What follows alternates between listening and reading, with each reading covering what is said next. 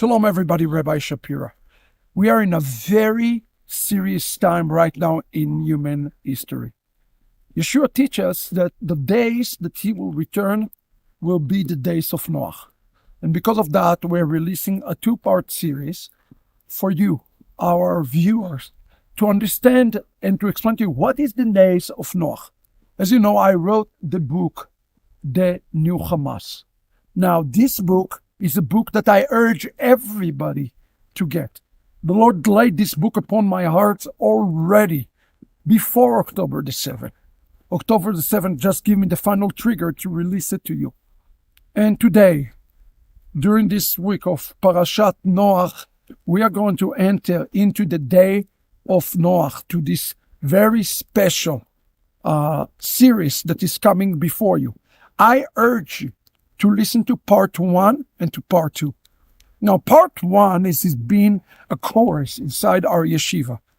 And today I'm happy to add you to be in our yeshiva, a student in Yeshivat Shuvu International for those last days. So, as those days are days of darkness, as those days are days that we do not know what tomorrow will lead, I'm going to tell you something. I know that Hashem is going to be speaking to you in a very real way in those days, in our days. This is part 1. I urge you, read the New Hamas, read the Fall of Edom. Hashem have a message for you. Part 1 today, and then later on you will receive part 2. Let's enter in. I would appreciate everybody go and check out this book, The New Hamas. Those days of Hamas, the days of Noah, are upon us. This is based on the lecture and introduction. Let's go to the shiur.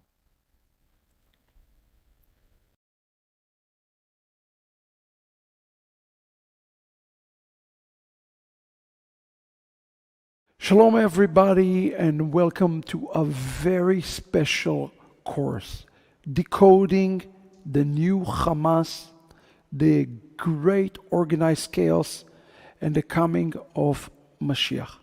My name is Rabbi Dr. Yitzhak Shapira, and I am the author of this new book. And today we are going to start our journey together into understanding some things behind the book. I didn't want to give you a course where I basically replicate the book itself. I wanted to give you an additional content, additional understanding, so that you can truly prepare yourself for these days ahead. So over the next few lessons, we're going to dive into some specific areas that I feel are appropriate and necessary for us to zoom in into understanding the things ahead. Now, we have to understand that there are 3 foundational questions that arise, at least in my mind, from this book and from in this incident that we have seen in Israel over these tragic events that have taken place. And I think we all have to, as followers of Messiah, and understanding that we are living in times that is called Acharit Ayamim, have to ask ourselves 3 foundational questions. Number 1, how did it happen? Meaning, how did something like that could have taken place when specifically, how did they breach the wall and how they were able to come into Israel, the Hamas? Question number 2, who responsible for who has the ultimate responsibility for this tragic event, but also for the success on the Hamas side of being able to come to Israel and take so many hostages and to do all these terror attacks that they have done. And number 3, how can we overcome this in the days ahead? And how can we make sure that this is contained and this is being defeated? And I use the word this intentionally because we have to define the this. Now, of course, as you read the book, you see that the Bible has already been prophesying about our days. It's been clearly prophesying about these attacks.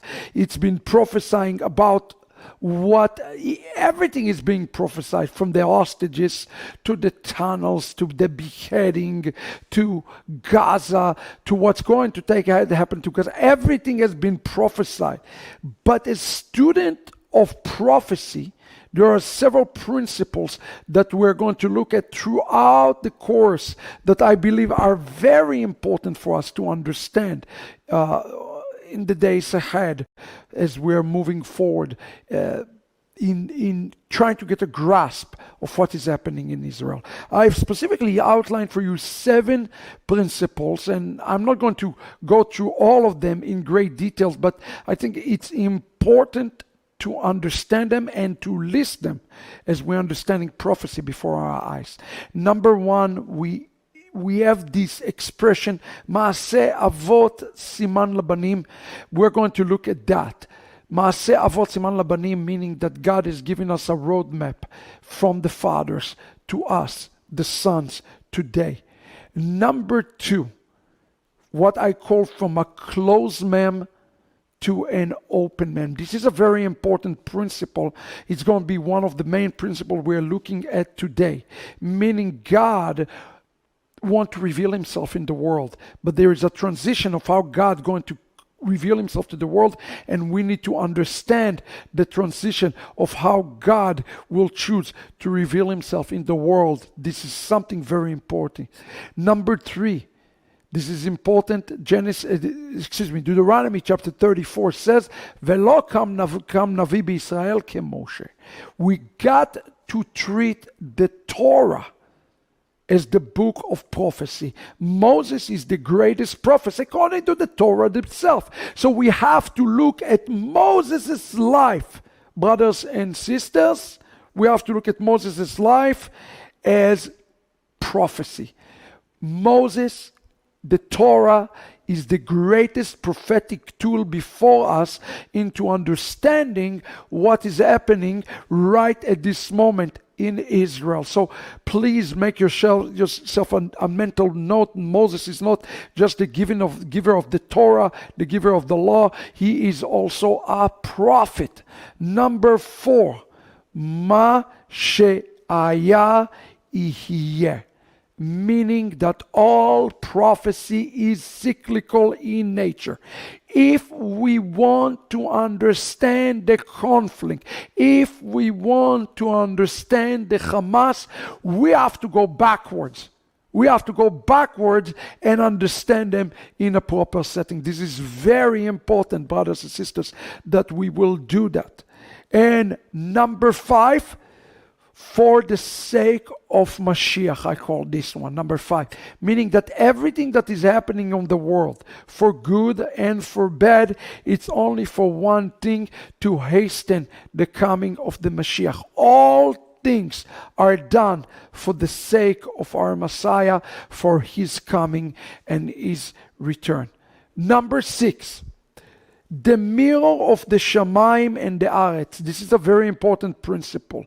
Everybody have to understand that whatever there is happening in the earth has a mirror, a heavenly mirror into the heavens. So we, brothers and sisters, have to look at this in these things that are happening right now, not just through the lens of the Aretz, but also through the lens of the Shamayim, of the heavens. So we're going to have to understand the connection in what's happening right now with the Hamas on the physical earth. What does it have to do with the spiritual side of things and the heavenly side of things? That's something that we absolutely have to do. And then number 7, this is an important principle.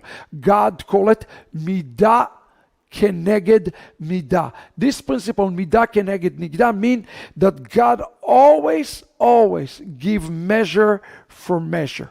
All of those principles are important into understanding not just what's happening now, but what we can expect to happen in the days ahead. Now there's this chief principle, you heard me mention it, Ma she'aya yeh. And this is the way it's written by King Solomon in Ecclesiastes. He says this, Ma she'aya hiyu she'iyeh, u'ma she'ne'esa u'shu ya'aseh, ve'en kol chadash tachat hashemesh. Only that shall happen which has happened, only that occur which has occurred. There is nothing new under the sun or beneath the sun. That means that all prophecy is past, is present, and it is future. All prophecies, friends, are truly cyclical in nature, and definitely the battle of Israel here with the Hamas is not round one, it's not round two, it's something that is going back to the generations of the foundation of the universe. And what we have to do, we have to connect the foundation of the universe into our living world today and understand the connection between these two. Brothers and sisters, we have to understand the physical, because this physicality that we're dealing with, as you see on your screen right now, the fans are being opened up in a supernatural way. A fence that was having electricity to be electrocuted has been breached. And the question is, how did it happen? And who is behind this? This is all a significant question for us to answer. Now remember what I told you a moment ago. I told you a moment ago that all prophecy is cyclical. And we have been given a map guide on how to approach nevuah, how to approach prophecies. And here in this principle, I would like to quote some specifically from Nachmanides on Maaseh Avot Siman Labanim. Listen to what it says. That the patriarch's mode of conduct should serve as a model for their descendants when they find themselves in similar circumstances. Praise be to God that we can have a model specifically on a time of the Galut. The time of the Galut is a time of exile, is a time that Israel being persecuted like Israel being persecuted today, when Israel being abused like Israel being abused today, when Israel being rejected, when Israel being despised. The fathers went through the same thing, Abraham, Isaac, and Jacob, and thankfully they left us a roadmap on how to attack those things and how to go after those things and how to behave in those things. At the end of the day, we have to understand how to behave in the days ahead. Even the Brit HaChadashah asked the question, what kind of people are you going to be in the last days?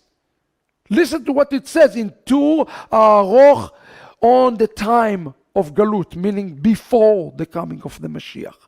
It says the following: we are to refrain from becoming chummy, meaning friendly, with the secular authorities of the country which host us when we are in exile.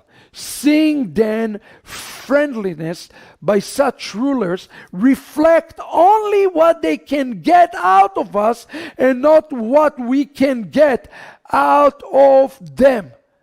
This is important to understand. We are in a time of a spiritual galut right now that we pray every day in Shacharit, in Mincha, in Aravit.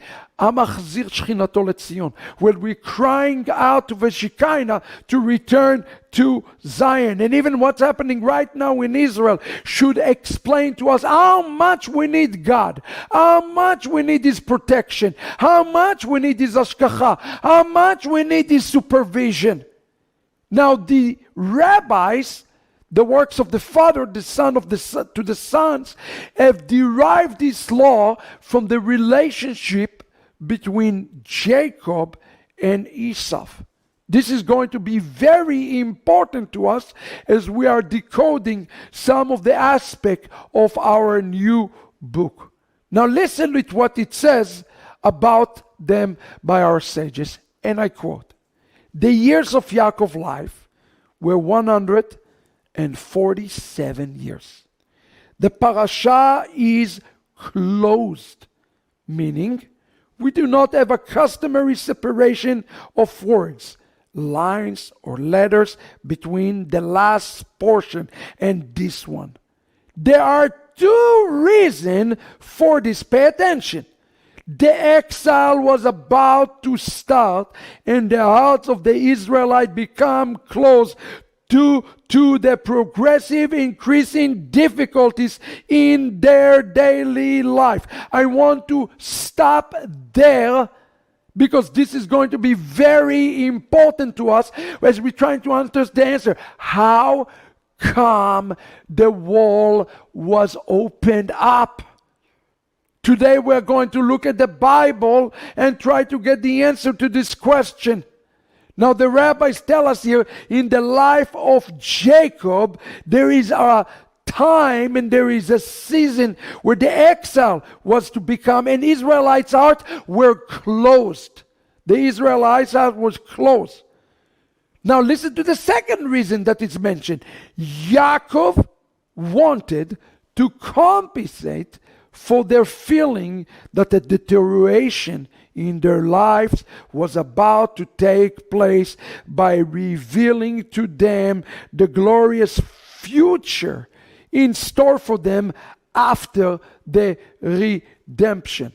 Every time that we see this concept of something that is closed and something that is open, the rabbis tell us, there is something you need to know about this. It's related to Geulah. Just by the sheer facts that the wall was open, we know already we are dealing with the topic of Geulah.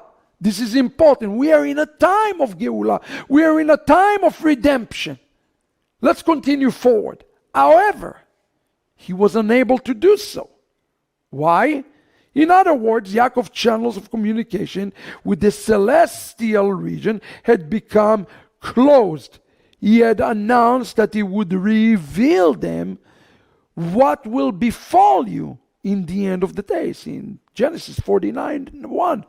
When reading what follows it, become clear that this is not what Yaakov announced. The end of days. Yaakov had in mind that the exile in which we find ourselves now, not the exile of Egypt or Babylon, seeing that Yaakov was the third patriarch, in the reasonable that his life should be foreshadowed experience of the Jewish people during the third exile, the final exile. This is amazing. Jacob is prophesying about another exile, not the Corinth exile, but an exile that's going to be leading to the redemption, a spiritual exile. He's talking about our time today, brothers and sisters. Jacob has been prophesying about our moments here today. Let's continue. In any rate, God would not let him reveal these matters. And even Daniel, in Daniel 12:9, state that this matter remained sealed secret until the end of the exile. Our sages felt that Daniel had known about this development, and this is why the angel had to tell him to be obscure of this matter. This is very important, brothers and sisters. That there is something here in the text when Yaakov is really leading to 147. The Torah is wanting to tell us that there are things that are sealed and we do not understand them. Only the Malachim understand them. And I think what we have to do his followers of Mashiach, do not just look at what happened in Israel right now in a humanistic way and say, oh, there was a military screw up, or oh, Iran has been training them, oh, somebody fell asleep. No, there is much more than that. And the rabbi is telling us here, based on the book of Daniel, that there are things that are known in the heavens, but they are not known on the earth. Now, listen to the continuation of what Chazal is telling us. Because remember, it's close. The entire parasha is what's called a closed parasha. A parasha without interpretation. There's also a closed story because Jacob about to tell them something and he ended up not telling them. It's called a closed redemption. A closed Geulah, a Geulah that is concealed. But here the rabbis continue on this and they say, Isaiah said something similar in Isaiah 9:6 when we read, Lamarbeh misra ve'leshalom ein ketz. The final letter, mem, is in the middle of the word lemarbeh, where we should have had a regular open letter, mem. Is a warning that whatever the areas in which Israel excel, these will not be in evidence during their exile. The prophet seems to be saying that every attempt to ask the redemption through Torah study, through establishing God's authority on earth, etc., will not affect God's timetable. Remember, the Geulah can be hastened or God can do it according to his own table. In Isaiah chapter 9 verse 6, we see this mem that is sealed until God decides to open it. And the fact that you're seeing right now a gate that should not be opened up, a wall that should be closed, opened up, it should be a warning sign to all of you that the redemption is indeed at hand and near. Now continue on with this. Listen to what it says. It is interesting that we find exactly the reverse phenomena in the book of Nehemiah, chapter 2, verse 13. Now it's going to start to become very interesting to you, where an open letter, also the letter mem, appears at the end of the word. Bechumot Yerushalayim hem amefrutzim. The walls of Yerushalayim, which are broken down. Brothers and sisters, what have we just experienced? The walls of Israel, when you hear the word Yerushalayim, he's talking about all of Klal Israel. The walls of Yerushalayim had a bridge. The word prutzim literally have two interpretations. It means to be a prostitute, and you know what a prostitute does. And it's also meant to be open up. The same thing. And this is important because there are two aspects. In Isaiah 9:6, we see that the mem is closed. But here in Nehemiah 2:13, it is open. And he's speaking about the wall that is going to be connected for the coming of the Mashiach. You see, in one place the mem is closed. But in another place, the mem at the end is open. Listen to what it says.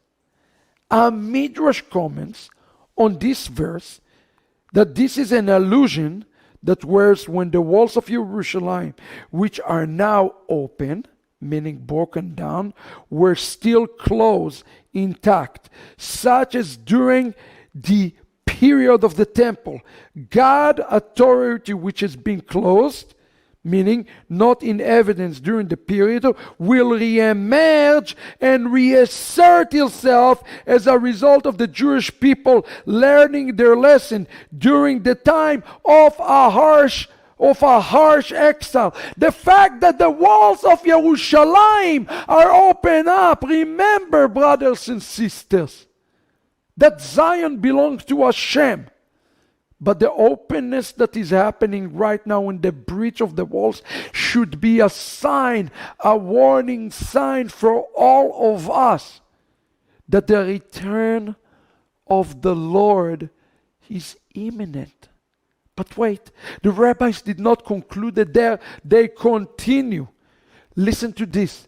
Just as the two letters mem in the verses we have quoted from Isaiah and from Nehemiah respectively contain allusions to matters hidden from us, so the usual absence of a division between the two portions in Parashat Vayigash and Parashat Vayechi, as they also contain allusion to the matters hidden from us, hidden from Yaakov, hidden from Israel, hidden from the Jewish people. In essence, what the rabbi said, the reason that there is this close mem in the life of Jacob and the connection to Isaiah and Nehemiah, where you have the letters flipped and reversed, where you should have an open mem and you have a closed mem, and you should have a closed mem and you have an open mem.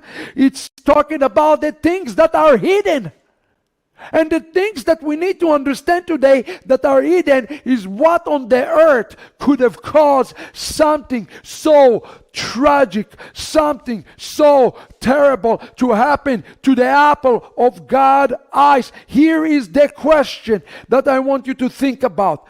Why was the fence hidden from Jacob? Right? The closed mem. Why was it hidden from Jacob? And even the question, by whom? Because brothers and sisters, I hope you heard the interview that I had from Adi Karmi. And I asked him, one of the heads of the Shabak, and I was asking him, please Adi Karmi, tell me, how is it even feasible?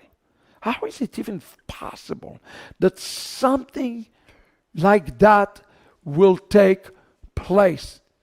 And Mr. Karmi has told me, he answered to me, and he said, I do not have logical explanation to what is taking place. Why? Because exactly what the rabbis are telling us. There's going to be the things that referring and relating to the coming of the Mashiach that are going to be hidden from Jacob. Okay? There are certain things that happened here that are mystery for Jacob. And we, as informed believers in the Bible, have to try to find the answer. How it's possible that God blinded. There's no other way to explain it. That God has blinded the eyes of the Jewish people. He has blinded their eyes to not able to see it, and not to be able to see those terrorists coming and taking their hostages. Otherwise, it doesn't make sense. Why? Because there are things in the coming of the last days that are a mystery to us. In the book, I start to allude for the reason of the blindness of Israel. And even in this moment, still the blindness continue. We have to understand it because it's coming soon after us. So it's speaking here in the context of Nehemiah about the walls are being broken as a sign that this is the last days and soon the coming of the Mashiach. Now listen to the word of Ezekiel chapter 22 verse 30 as they come to describe to us exactly what's happened in Gaza. It says, ויבקש מהם איש גודר גדר ועומד בפרץ לפניי בעד הארץ לבלתי שחטה ולא מצאתי. And I sought someone among them to repair the wall, my goodness, or to stand in the breach before me in behalf of this land, that I might not destroy it, but I found none. It's these verses hit you right now in the heart. God is even giving us a reason why this is happening. Now, in your screen right now, you see different colors of different words in Hebrew. Let's try to learn together Hebrew before we look at the commentators. It says here in the text, Va'efakesh ma'em ish. First of all, notice who is the one who is not seeking. He say, I sought somebody, but no, in Hebrew, the bakasha, I am pleading for that. I want you to understand today, brothers and sisters, that God is pleading for somebody to stand in the gap. Because there is a physical wall and there is a spiritual wall. The reason that the terrorists were able to come inside Israel is not because there was no physical wall, it's because of the spiritual wall, the spiritual mantle that was a lifting up from Israel. We have to understand this. And look what he says. He says there, Va'efakesh me'em ish, I am looking for a remnant. I am begging, I'm asking for, as God says, Goder Gader, which is important because if you see it in Hebrew, you read the same word twice. Gader Gader. It seems like it's read Gader Gader, but it's interesting that the same word that is that is appearing here, it's appearing here both on the noun and it's appearing here both on the verb. Goder is the one who established the fence, and Gader is the fencer. So it's like saying the establisher of the fence. When we're talking about fence in biblical terms, we are talking about protection. And the idea behind the Torah here, that we see it all the time, that protection and safety come from within, not just from the heaven, it's come from within to all of Israel. I am looking for defenders, he's saying. Some defenders of Israel. This is so amazing that we are seeing it here in the text. Goder Gader is the word. And then he says, Ve'omed Baperetz. The word omed is like the word amidah, means standing in the peretz, standing in a broken wall, in a broken fence. You ask yourself the question, Israel with all their defenses, with all the forces, how come nobody was watching the fence? Where were the watchmen to watch the fence? And here the Bible tells us where they were. It says, I could not find any. I had found none. Velo matzati. I didn't find a single one that will be able to stand. Remember what I told you earlier today, that the physical is a picture of the spiritual, beloved. So important for us to understand. He wanted to find the one who will stand for the peretz, which is interesting because the Hebrew word peretz, poretz, the peretz is something very negative. It's a breach. But the word peretz also is one of the name of Mashiach. So one of the ways that we can interpret this verse, I wanted to find somebody who will stand for Mashiach, and I could find none. Why?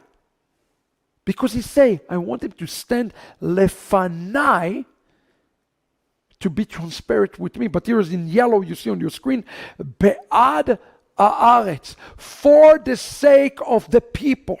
In essence, God says, I was looking for somebody who will stand for the sake of the people. What has been happening in Israel in the last 2 years, brothers and sisters? Everybody standing against everybody else.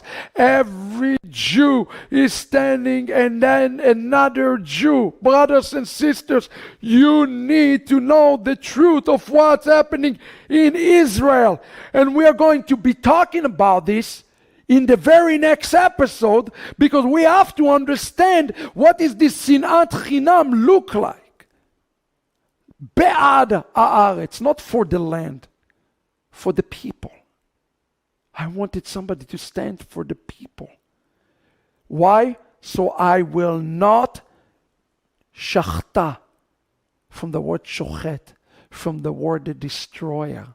Where is the first time, brothers and sisters, that we are going to see this word destroyer mentioned? It is mentioned for the first time, brothers and sisters, in the story of Noah and the generation of the flood, where it says in the text that I am going to be sending the Mashchit, the destroyer.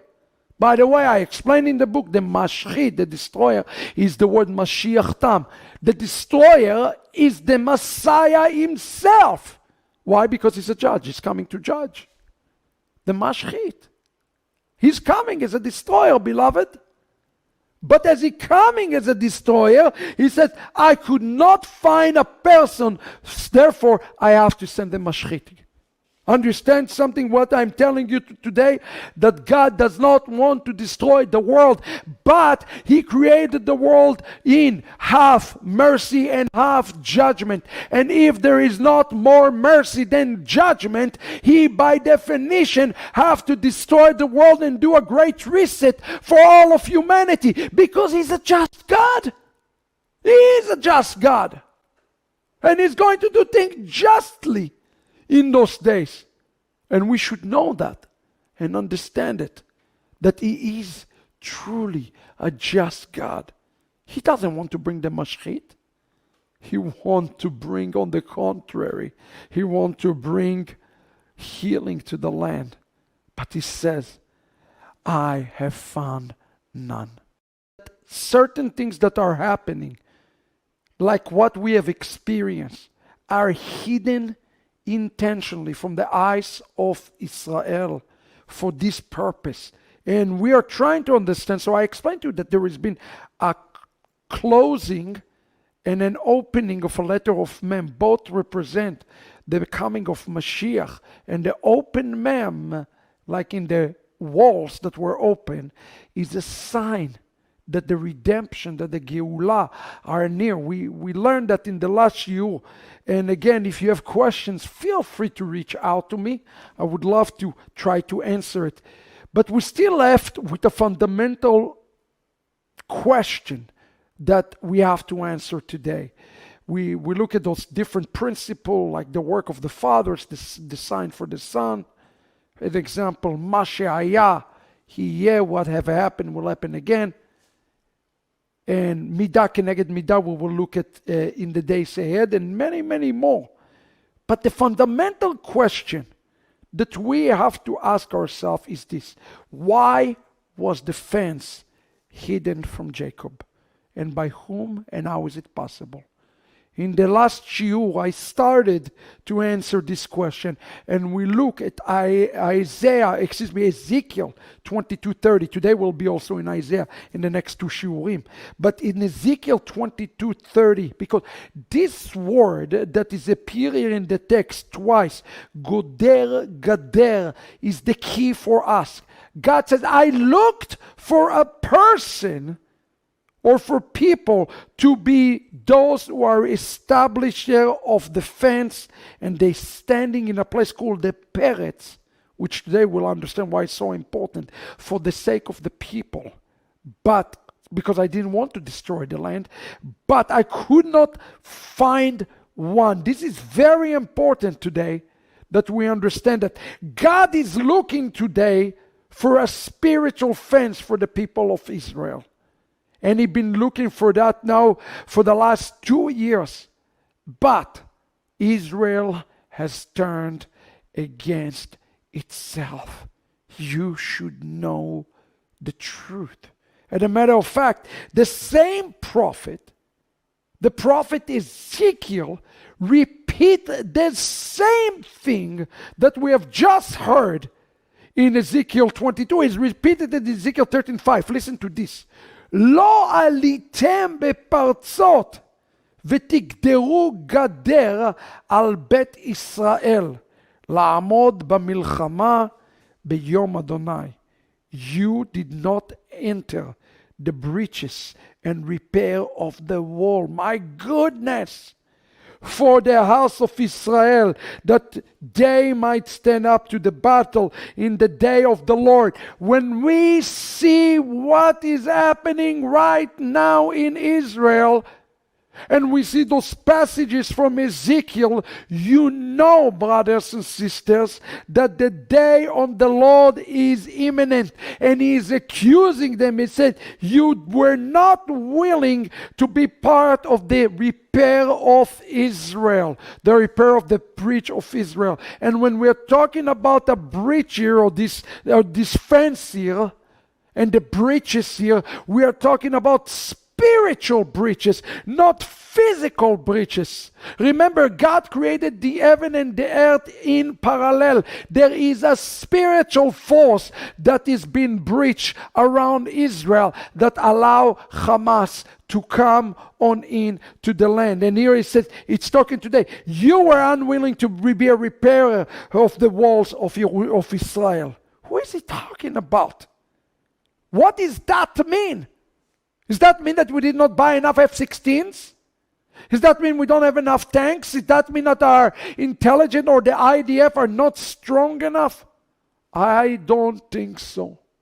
I don't think so, neither the rabbis of Israel. Listen to what Rashi says in connotation to both Ezekiel 13 and in connotation to Ezekiel 22. And I quote, "Velo asitem ma'asechem tovim tochlu le'akev ara'a."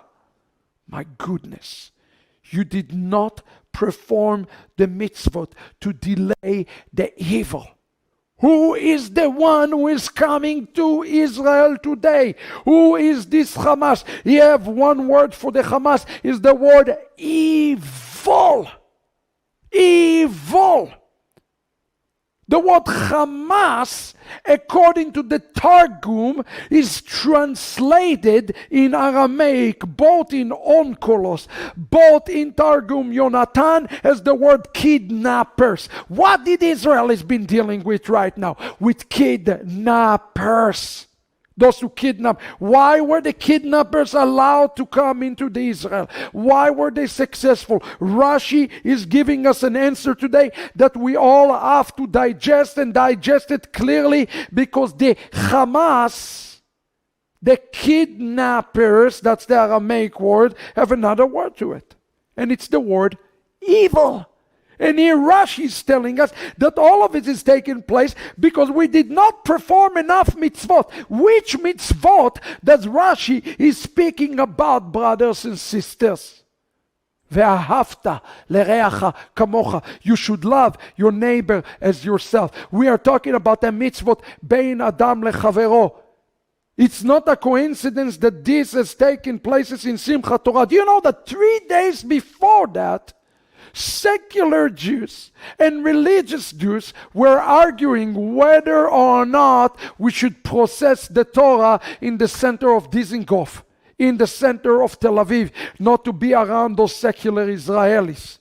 I am not blaming any group here, because this spirit has been already breached the physical wall of Israel. You have to understand it. Rashi is correct. It's the lack of mitzvot, it's the lack of Ahavat Israel who has brought this Holocaust upon all of Israel. We need to know the truth.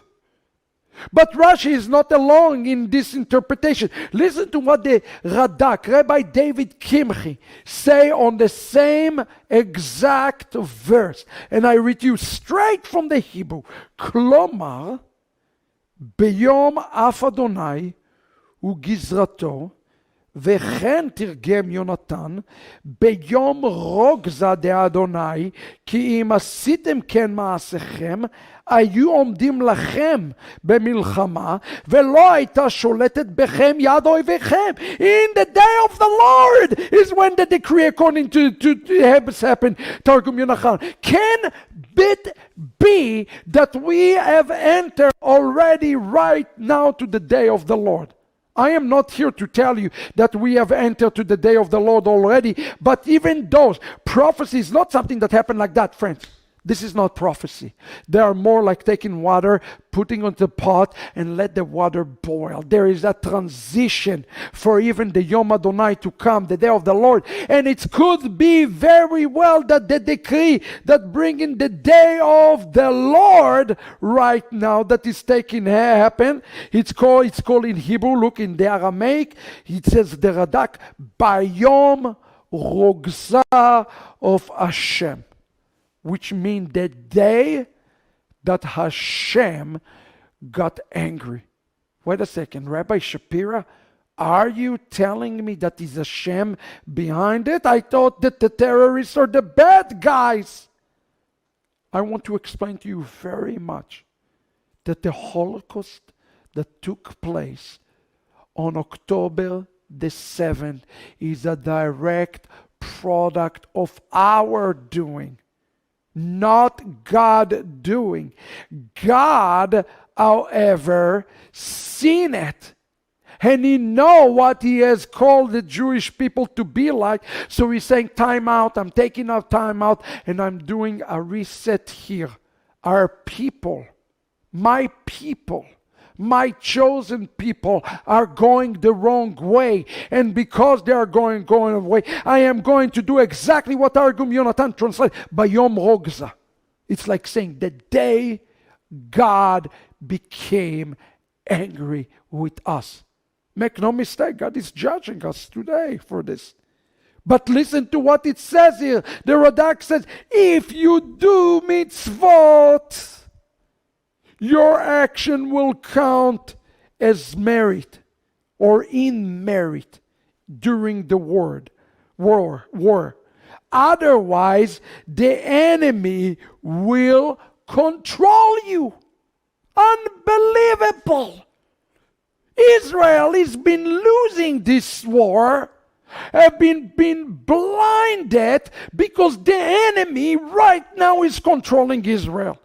You say, what? You want to tell me that Hamas right now controlling Israel? That is exactly what I am telling you, because you have to understand who is behind Hamas and why is he doing this to Israel. So in a way, God used Hamas today to even bring Israel to a defeat for one purpose, so that Israel will turn back to Hashem, that Israel will turn back to God. Later on, we will look at the Radak and we'll see why it is so critical for Israel to turn back to God. But wait, we're not done with the commentators, because the commentators here truly speak about this in one accord. The breach in the wall of Gaza, supernaturally, in the walls of Israel, in the walls of Jerusalem, is not because Hamas is so great. It's because we have failed one another. It says in the book of Vayikra, "Vekashlu ish ba'avonotam," and they have stumbled each in his brother's sin. What a shocking message to us. You see, Chomat Anak coming here and making the same point. And it says, I was looking for somebody to rebuke them or to be an intercessor from the decree. This is the meaning of the word, that I might not destroy it, but I have found none. I have found none. God is saying here in the text, I was looking for somebody who will stand for what is right. The word in Hebrew, rebuke, means to prove them. I was looking for somebody who will stand for my name. I'm not looking for a politician. I am looking for those who will stand for me. And you probably say, what do you mean? All the religious Jews in Israel, those wearing black and white, they're standing for God. No, they're not. No, they are not. So much baseless hatred that there is so little merit. And now he's saying exactly who is he looking for. I am looking for the intercessor from the decree. But I could not find a single intercessor to stand in the gap for Israel. An intercessor, somebody that stands between God and between Israel. Who is the person that can stand between God and between Israel? It's a mediator. It's a Mashiach. It's a Mashiach. Israel today need a Mashiach to stand and intercede in the gap for them. And the reason that God is bringing this upon Israel right now is because He wants to see Mashiach coming back to His people so that we'll turn away from the F-16. We turn away from the tanks. We turn away from this. And first and foremost, look at the only one who can save us from this mess. When this mess will end up? Only when Israel turn to Hashem Himself. But wait, the Malbim even go a step further, and he said, and I quote, I was looking for someone,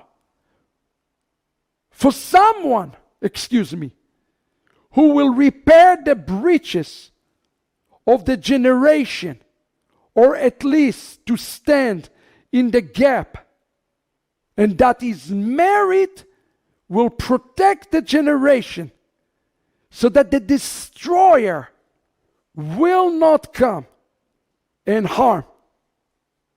But he found none.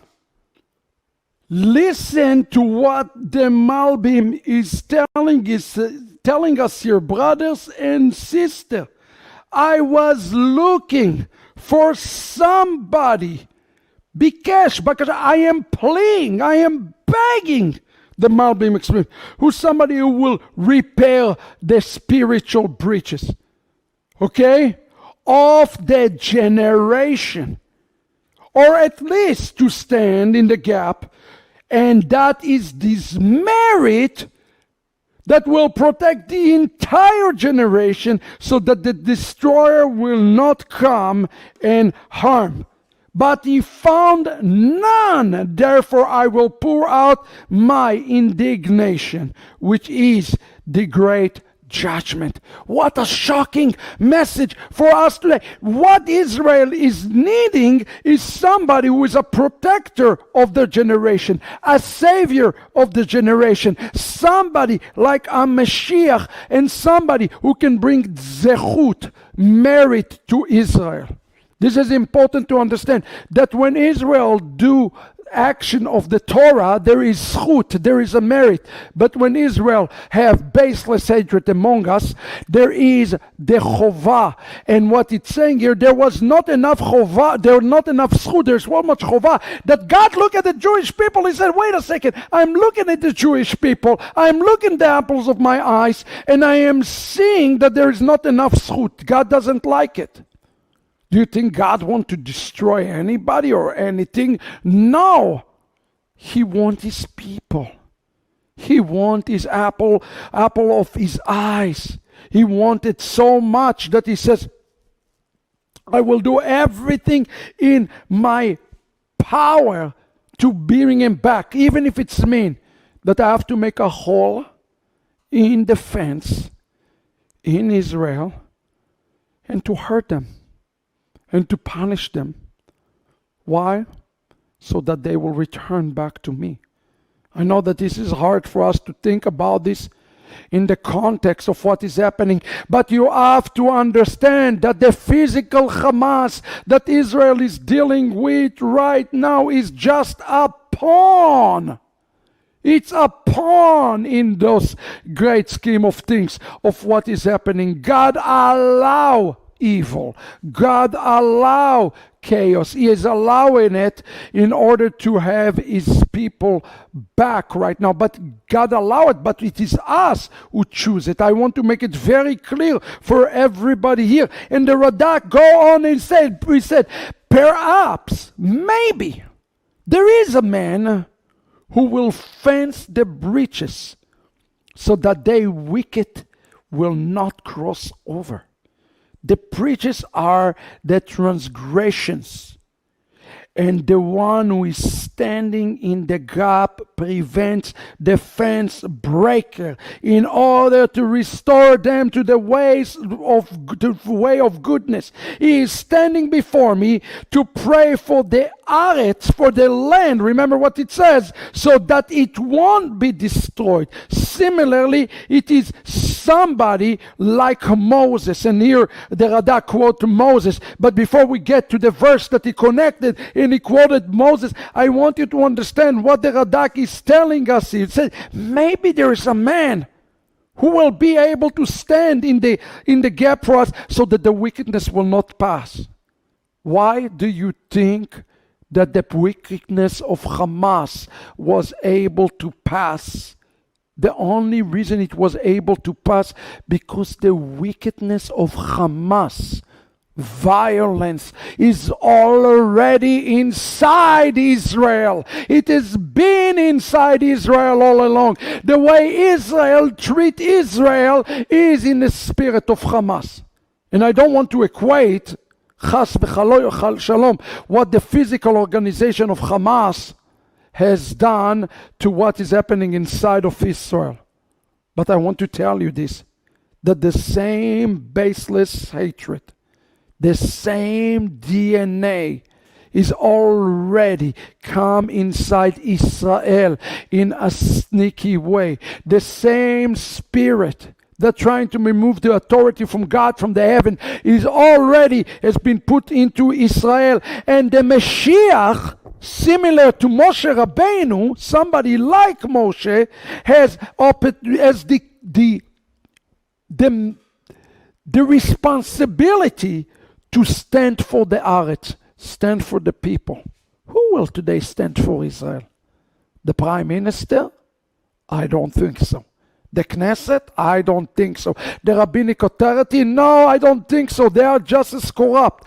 Who will stand for Israel today? And God says the sign of the last days is that nobody will be able to stand within Israel for Israel. Understand this. But here the Radak leaves us with an important word in connection to Isaiah. And in connection to Ezekiel 22:13, and in connection to the Psalm, as he quote from Psalm 106:23. Who is this person that we are looking for? Listen to what he say.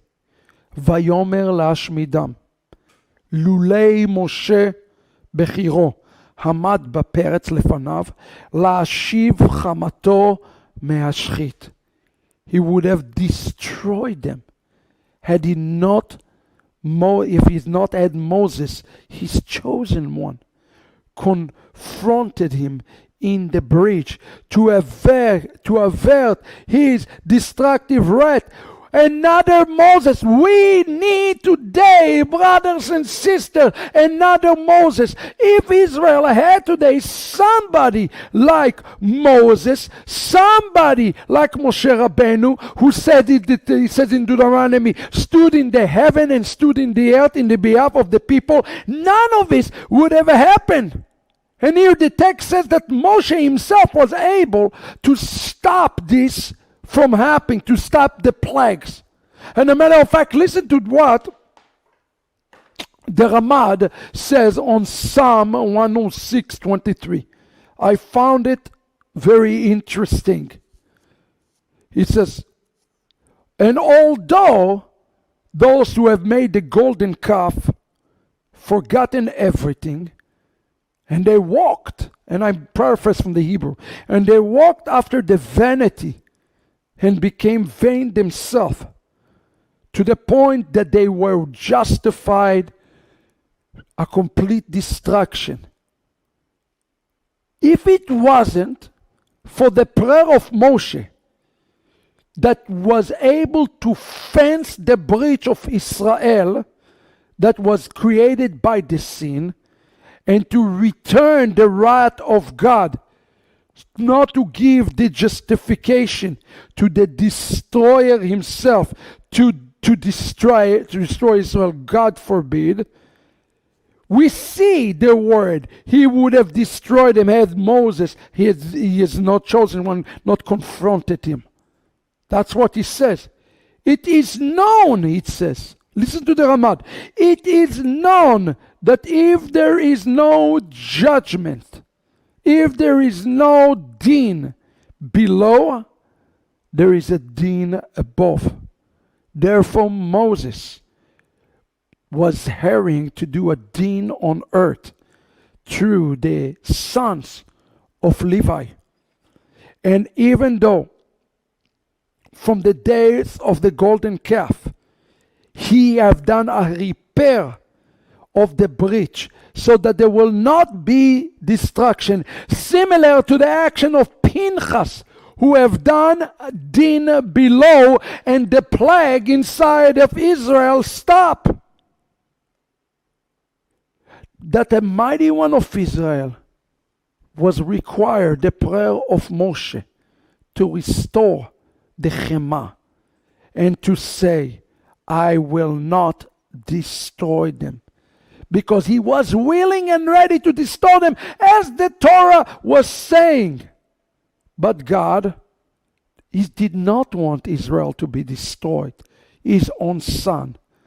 That's why he says, Vayomer la'ashmidam, meaning he would have, the Yomer, he spoke it, he did not command it. Why God did not command it? He spoke it because he was looking for the faithful shepherd to go and to bend the spiritual breach in his prayers and in his word. It is known, according to the Midrash, that Israel, when they stood on Mount Sinai, the Zohamah, the filth of the world, have stopped. Why Israel? Why Israel? Why Israel is being attacked right now? That's why. Because if Israel return to God and the Geulah come, the filth will be stopped in the entire world.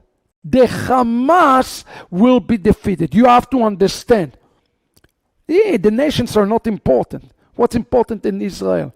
Hamas is a tool of the adversary that come right now to stop Israel from becoming Israel to Hashem. Because if Israel becoming Hashem to God, that means that the entire humanity is victorious. Understand what I'm telling you, dear.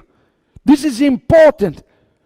There is a din, this expression that I use again and again here, that Chazal teach us, is so important. I want you to learn it. Ein din lemata, yesh din lemala. If there is no din and righteousness and right and wrong below, then what? There's a bigger judgment coming from the heaven. Understand this. And what we have experienced right now is still not the din from above. The din from above, what is awaiting for us, unless we will make a din from below, and a din below is by having good shepherds right now, standing in the gap. Look at this. According to the Midrash, we can say that when Israel stood on Mount Sinai, the filth, the Zohamah, in all of humanity stopped. And there was a great tikkun. As the Lord brought the world back to Genesis 1:1, prior to the sin of Adam. But then, when they made the golden calf, all the filth came from before. And the kilkul, an important word, the kilkul, the filth, the root of the filth, is been renewed in greater vigor, that it will not be repaired ever again until the Messiah is coming. Wow! Until the Messiah is coming from the zera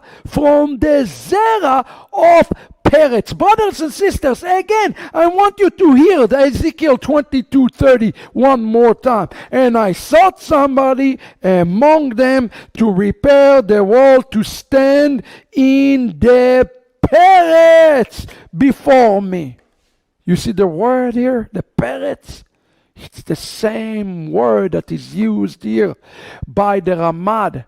He is saying that the word Peretz is one of the words from the Mashiach. In essence, what the verse says, somebody better stand for the coming of the Mashiach in those days. And somebody better act in such a way to prepare the world to Mashiach, to repair this, and to truly expect his coming with the words, Baruch haba b'shem Adonai. What does it mean, Baruch haba b'shem Adonai? It means we're ready. We prepare the world. Not for a Hamas, but for the coming of the Mashiach. Not to be a lover of ourselves, but to be a lover of Peretz. And how do we have a lover of Peretz? By fixing the Peretz. It's like that. His name is Peretz because it's designate what he's going to do. What Mashiach going to do? Like Moses. Like we learn right now, he's going to stand in the spiritual gaps for all of Israel. What should we do in preparation of the one who is called Peretz, the breacher? The one who is going to close all the breaches. We should do exactly what he should do. Fix every spiritual breach right now in our life today. We should close every breach in the house of Israel today. That's what we need to do. That means Lamod Baperet, for standing for the merit of Peretz. Listen to this. This is amazing. He says, the world was in perfection and Israel sinned again with the golden calf. And now it cannot be repaired until King Mashiach come from the Zera of Peretz. And that's the definition of the word Amad Peretz Lefanav. This is the word of Ezekiel 22:30. The reason that Israel was not able to see what is coming today it's because nobody stand for Peretz. Nobody stood really for Mashiach in the house of Israel. God have mercy upon us. We think it's because the IDF is not performing. No. It's because we don't have the Peretz with us today. And our hashgacha, our supervision is limited. God have mercy. Oh my God. Listen to this. Meaning that God reminded that the tikkun of the Peretz will happen in the future by the seed of Peretz.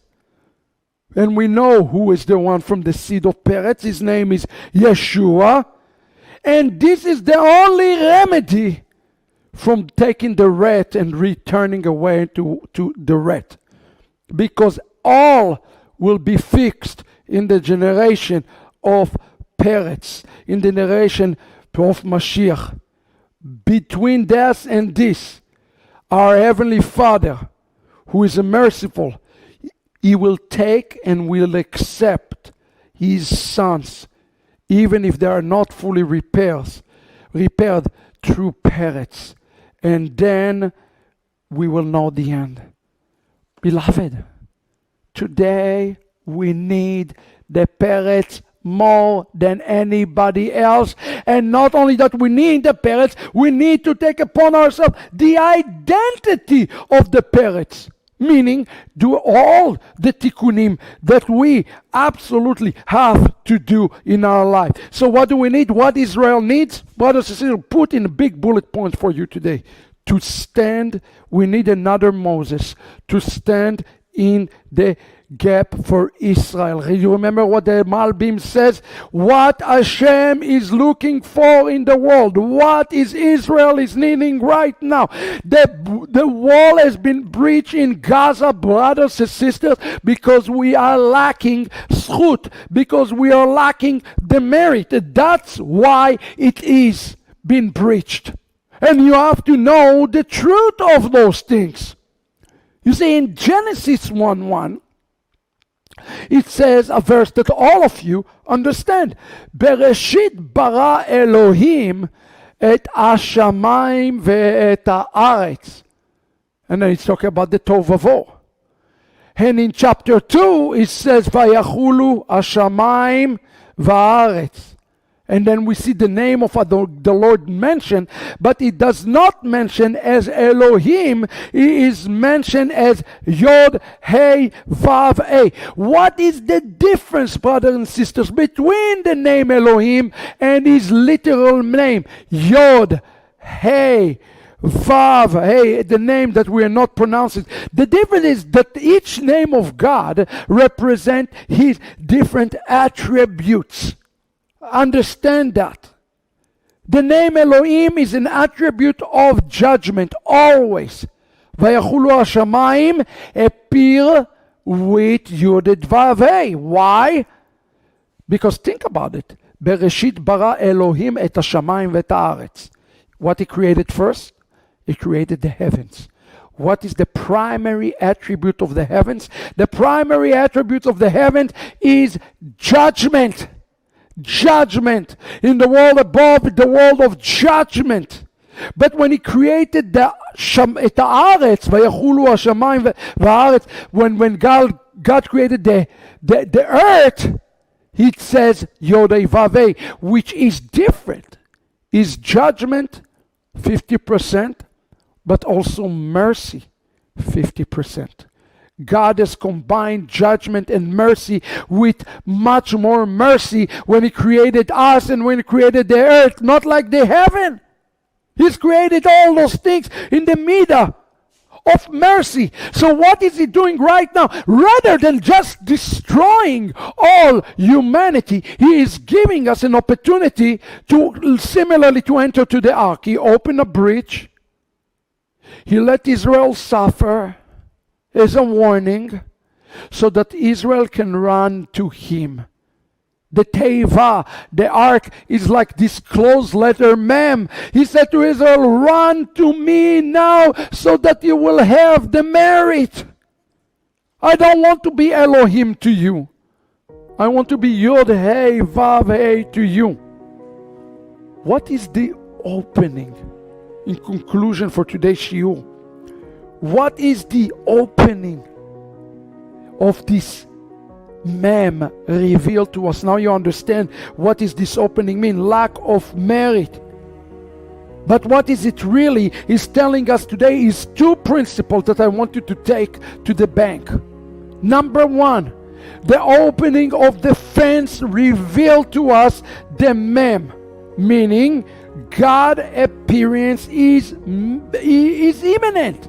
The open mem, it's meaning God appearance is imminent. We need to understand it. The open mem is mean it's imminent.